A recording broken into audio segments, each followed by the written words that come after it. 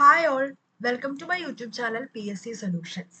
അപ്പം നമ്മൾ ഇന്നും UPSCയുടെ ക്വസ്റ്റ്യൻസ് ആണ് പ്രാക്ടീസ് ചെയ്യുന്നത്. ഇന്ന് 2013 തൊട്ട് 2016 വരെ ചോദിച്ച ഹിസ്റ്ററി ക്വസ്റ്റ്യൻസ് ആണ് നമ്മൾ പ്രാക്ടീസ് ചെയ്യുന്നത്.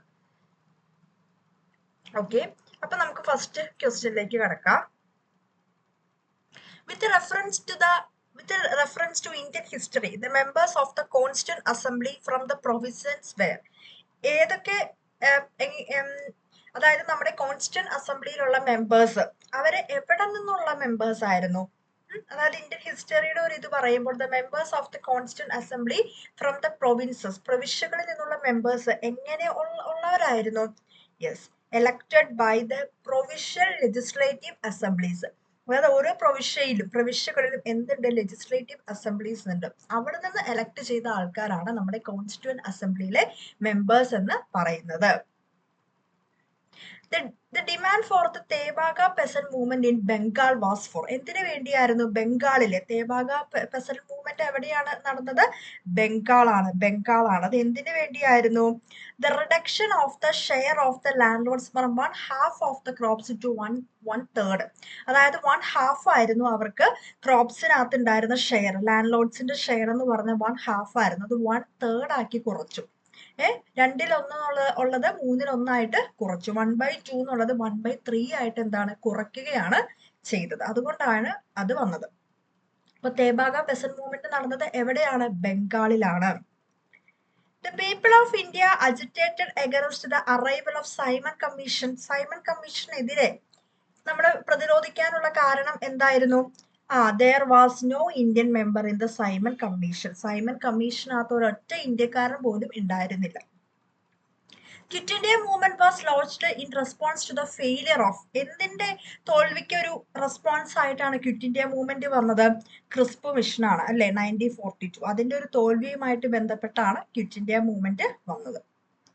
ആനി ബസന്റ് ഇതിനെ കുറിച്ച് ഏതൊക്കെയാണ് കറക്റ്റ് സ്റ്റേറ്റ്മെന്റ്സ്? ഉത്തരം ഓപ്ഷൻ സി ആണ്, 1ഉം 3ഉമാണ്.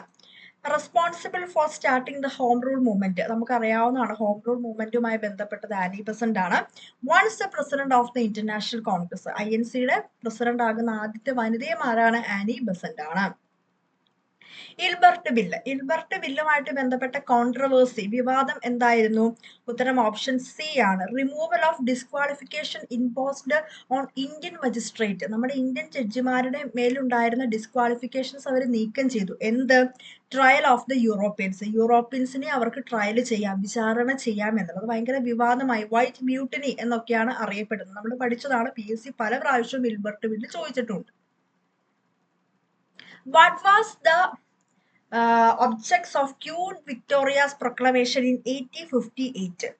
1858 ക്യൂൻ വിക്ടോറിയയുടെ വിളംബരം, അതുമായി ബന്ധപ്പെട്ട ഏതൊക്കെയാണ് കറക്റ്റ് എന്നാണ് ചോദിച്ചിരിക്കുന്നത്. 1ഉം 2ഉമാണ് correct. To disclaim any intention to annex Indian states. അതായത് ഇന്ത്യൻ സംസ്ഥാനങ്ങളെ കൂട്ടിച്ചേർക്കാനുള്ള ഏതെങ്കിലും ഉദ്ദേശം നിരാകരിക്കുന്നതിന്. To place the Indian administration under the British crown, British കിരീടം അവരുടെ കീഴിൽ നമ്മുടെ ഇന്ത്യയുടെ ഭരണം കൊണ്ടുവരുന്നതിന്. To regulate East India companies trade എന്ന് പറയുന്നത് അതിനകത്ത് വരുന്നില്ല. ഓക്കെ, അപ്പൊ ഇത് ഇമ്പോർട്ടന്റ് ആണ്. 1858 ക്യൂൻ വിക്ടോറിയാസ് പ്രൊക്ലമേഷൻ.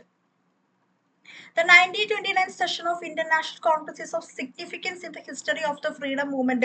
നമ്മുടെ ഫ്രീഡം മൂവ്മെന്റിന്റെ 1929 കോൺഗ്രസിന്റെ സെഷൻ ഒരുപാട് ഇമ്പോർട്ടൻസ് ഉണ്ട്. PSC ഒരുപാട് പ്രാവശ്യം ചോദിച്ചിട്ടിരിക്കുന്ന ഒരു ക്വസ്റ്റ്യൻ ആണ്. എന്താണത്?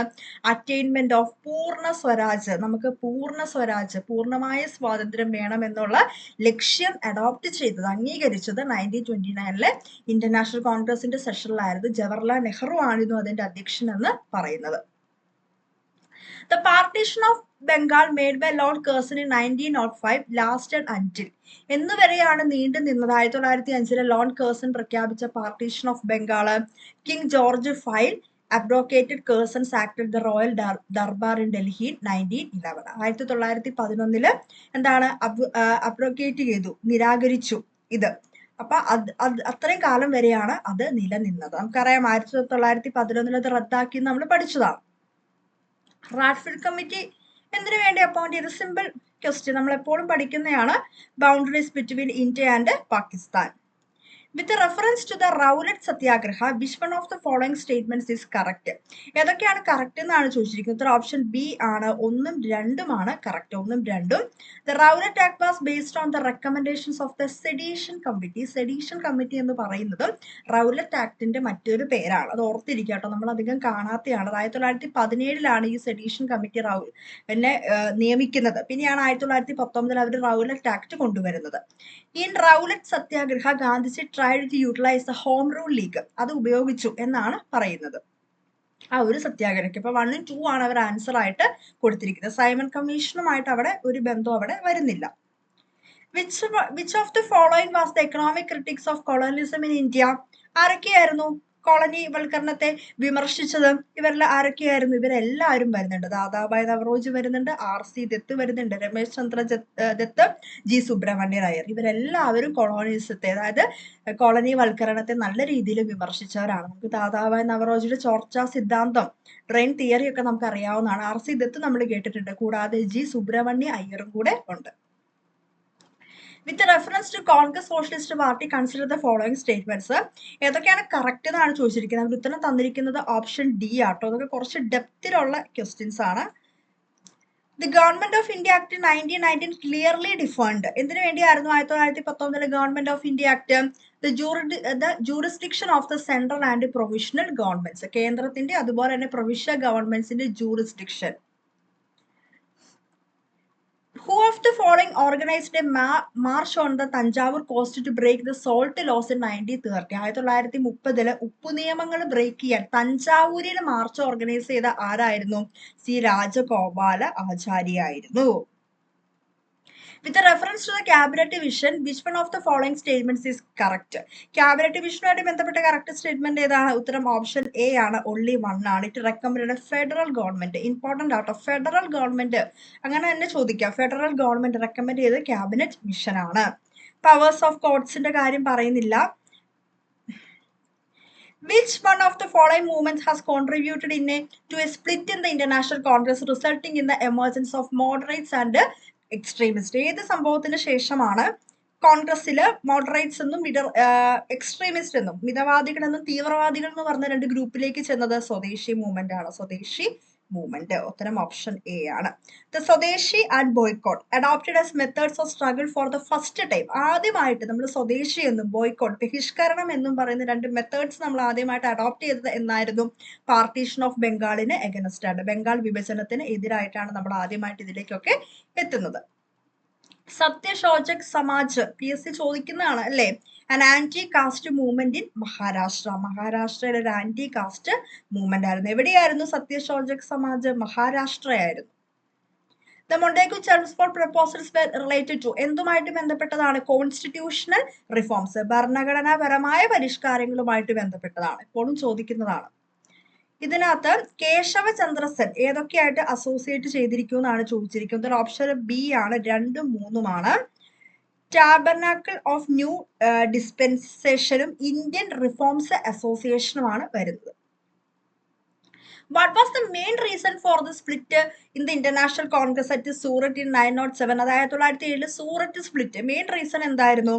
അതായത് extremist lack of faith in the capacity of the moderate to negotiate with the British government. British ഗവൺമെന്റുമായിട്ട് എന്തെങ്കിലും ഒരു കാര്യം നെഗോഷിയേറ്റ് ചെയ്യാൻ, ചർച്ച ചെയ്യാൻ മോഡറേറ്റ്സിന്, മിതവാദികൾക്ക് അവരിലുണ്ടായിരുന്ന അവർക്ക് അത് ലാക്ക് ഓഫ് ഫെയ്ത്തിന്റെ കപ്പാസിറ്റി, അവരുടെ കപ്പാസിറ്റിയിൽ ഉണ്ടായിരുന്ന ഒരു വിശ്വാസക്കുറവ് മൂലമാണ്. പിന്നെ അത് കൂടാതെ വേറെ പല പ്രശ്നങ്ങളും ഉണ്ടായിരുന്നു.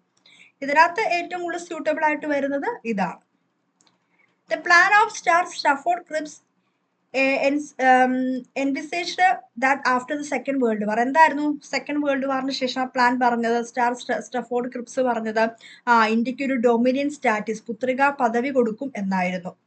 ഓക്കെ, അപ്പൊ ഇതിനകത്ത് പല ക്വസ്റ്റ്യൻസും PSC ഇപ്പോഴും ചോദിക്കുന്നതാണ്. പിന്നെ സെഡീഷൻ കമ്മിറ്റി, റൗലറ്റ് ആക്ട് ഒക്കെ ആയിട്ട് ബന്ധപ്പെട്ട് നമ്മൾ അധികം കേൾക്കാത്തൊരു ഇതാണ്. അപ്പൊ അങ്ങനെയുള്ള പുതിയ പുതിയ പോയിന്റ്സ് നമുക്ക് പലതും കിട്ടുന്നുണ്ട്. ഇതിനകത്തുള്ള എല്ലാ ടോപ്പിക്സും PSC ഇപ്പോഴും ചോദിക്കുന്നതാണ്. പക്ഷെ നമ്മൾ കേൾക്കാത്ത പല പോയിന്റ്സും നമുക്ക് കിട്ടുന്നുണ്ട്.